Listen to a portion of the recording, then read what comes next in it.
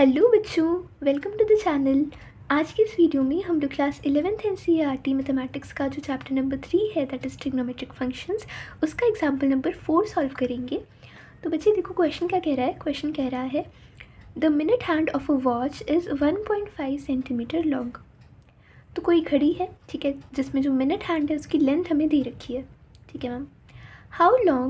How far does its tip move in 40 minutes. तो हमसे पूछा है कि ये जो मिनट हैंड का जो बेसिकली जो मिनट हैंड है आपका वॉच का, वो कितना डिस्टेंस कवर कर रहा है 40 मिनट्स में, मतलब हमें टाइम दिया हुआ है और हमें बोला है कि use pi is equal to 3.14। ठीक है, तो क्वेश्चन समझ में आ गया। चलो एक बार अच्छे से समझा देती हूँ। कोई घड़ी है भाई, देख लो यहाँ पे, ठीक है। I hope it is visible. हाँ ठीक है, तो कोई घड़ी है हमारे पास, ठीक है। इसमें हमारे पास एक मिनट हैंड है। अब इसकी जो लेंथ है, ठीक है, जो लेंथ है वो हमें दे रखी है कितनी, 1.5 सेंटीमीटर।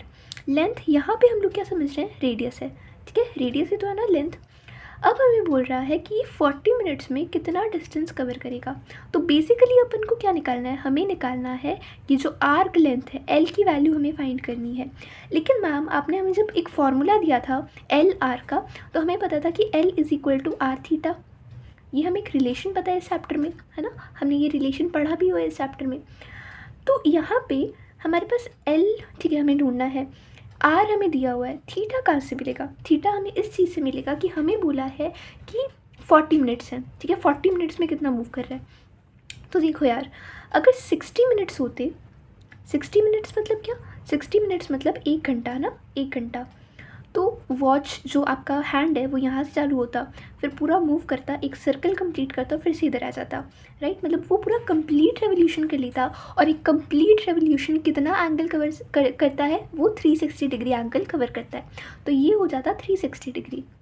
तो उसी हिसाब से बताओ 1 मिनट में कितना होता, 1 मिनट में कितना हो जाता है, ये 60 इधर चला जाएगा।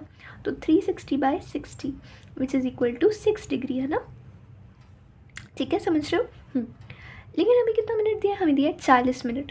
तो 40 मिनट में कितना हो जाएगा, तो 40 मिनट में 6 into 40 which is equal to 240 degrees. इतना डिग्री एंगल कवर हो रहा है। अब अपने पास एंगल भी है, रेडियस भी है और लेंथ ऑफ आर्क फाइंड करना है। लेकिन याद रखना बच्चे कि जब भी हम लोग ये रिलेशन लगाते हैं तो इसमें जो एंगल होता है ना, वो आपका हमेशा रेडियंस में होता है, ठीक है। इस चीज़ को हाईलाइट कर लो, ठीक है, क्योंकि एग्जाम में बच्चे क्या करेंगे, बस एंगल मिल गया डिग्री में और फिर इसको यहीं पे पुट करके आंसर निकाल देंगे, that will be definitely wrong, ठीक है। तो क्या करना है, अभी आंसर मिला तो इसको क्या करेंगे हम लोग, डिग्री में मिला ना तो रेडियन में कन्वर्ट करेंगे। तो हमें एक रिलेशन पता है कि pi radian is equal to 180 degree.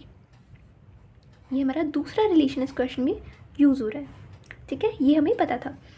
तो इस हिसाब से 1 डिग्री कितना हो जाएगा, इसको इधर ले जाओ तो ये हो जाएगा पाई/180 रेडियंस, ठीक है। इस हिसाब से 240 डिग्री कितना हो जाएगा, तो 240 डिग्री हो जाएगा आपका 240 इंटू पाई/180 रेडियंस, ठीक है। एंड इसको जब काटोगे तो 3 से कट जाएगा, 3 8 3 6 एंड 2 4 2 3 6, राइट। तो ये जगह 4 पाई/3 रेडियंस, ठीक है। ये हमारा आया रेडियंस में, किसका रेडियन, 240 डिग्री का रेडियन वैल्यू, ठीक है। हाँ, तो अब देखो, अब अपने पास एंगल भी है, अपने पास लेंथ ऑफ आर्क भी है और हमें लेंथ ऑफ आर्क नहीं, हमारे पास रेडियस भी है और हमें फाइंड करना है आर्क लेंथ, ठीक है। तो अब अपने पास दो चीज़ें हैं, तीसरी चीज़ निकाल सकते हैं, L is equal to R theta से, ठीक है। तो एल ही फाइंड करना है। तो आर है अपने पास 15/10 ले लो, ठीक है, कैलकुलेशन ईजी हो सकती है इससे, ठीक है। और ये हमने ऐसा का ऐसा रहने दिया, तो ये हो जाएगा 3 1 3 5 15 5 1 5 2 2 1 2 2 4, राइट। तो ये जगह 2 पाई एंड यहाँ पे हमें बोला था कि पाई की वैल्यू 3.14 रखना है, तो यहाँ पे आप 3.14 रख दोगे एंड इसका जब कैलकुलेशन करोगे तो ये आ जाएगा आपका 6.28 सेंटीमीटर, ठीक है। हाँ ठीक है, सही है। तो ये आपका इस क्वेश्चन का आंसर है, ठीक है। आई होप आपको समझ में आया होगा हमने क्या किया। हमने बेसिकली इस क्वेश्चन में, बच्चा स्टार्टिंग से बताती हूँ क्या किया। हमें बोला था कि जो मिनट हैंड है उसका लेंथ बेसिकली हमें दिया हुआ था। तो यहाँ पे एक क्लॉक में मिनट हैंड का लेंथ मतलब बेसिकली उसका रेडियस है ना, तो क्लॉक का रेडियस बेसिकली। तो हमें रेडियस दिया हुआ था, हमें दिया था कि 40 मिनट्स में कुछ डिस्टेंस कवर कर रहा है हैंड, ठीक है। तो उससे हमने जो एंगल है वो निकाल लिया, एंगल को हमने कन्वर्ट कर दिया किस में, रेडियन के फॉर्म में।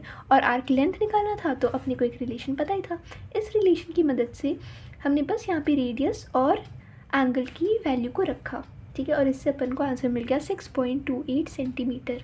आई होप ये क्वेश्चन आपको इजी लगा होगा, बहुत ही सिंपल क्वेश्चन था, ठीक है। अब मिलते हैं अगली वीडियो में अगली थोड़ी टिपिकल क्वेश्चंस के साथ। तब तक के लिए take care and bye bye.